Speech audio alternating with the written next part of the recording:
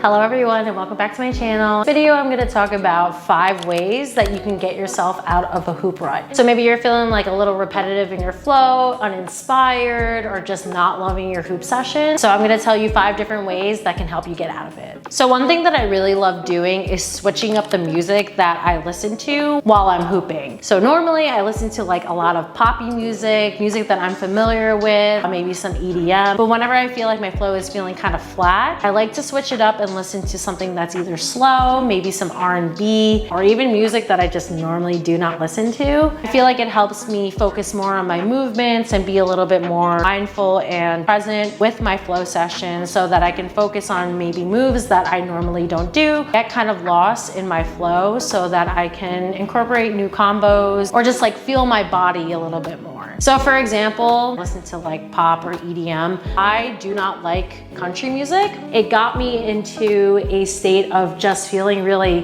happy and spinning and just moving really fast. And it really surprised me because I genuinely do not like country music, but it got me into a state that brought this really joyful and happy flow that I hadn't felt in a really long time. If you're feeling kind of stuck and you feel like your flow is kind of repetitive and you're doing the same things, maybe try to listen to music that you don't normally listen to. It could really surprise you. Also, maybe don't hoop to any music. I find that some of my flow sessions are more creative when I don't have a beat that's playing in the background because I don't have to follow any type of rhythm. I can just follow my own rhythm. Another thing that I like to do is something called trick restriction. So if you are pretty well versed in your hoop trick repertoire, try picking one move and only doing different variations of that one move. My favorite exercise with this trick is doing isolation restriction. So I only do different types of isolations because there are so many different varieties that maybe you don't normally explore during your flow, especially if you feel comfortable with only certain isolations. But during this exercise, I like to explore different types that I don't normally do during my flow sessions. So it can really open up different ways to come into a move, how to get out of a move. And once that movement kind of becomes familiar in your muscle memory, you might be able to incorporate it into your flow sessions at a later date. A third way to help you get out of your hoop rut is to drill. Maybe there's a move that you have been kind of ignoring and you don't normally incorporate it into your flow sessions because you don't want to mess up. So something that could help is actually drilling a move that you don't normally practice and kind of just doing it over and over and over again until it becomes something that you're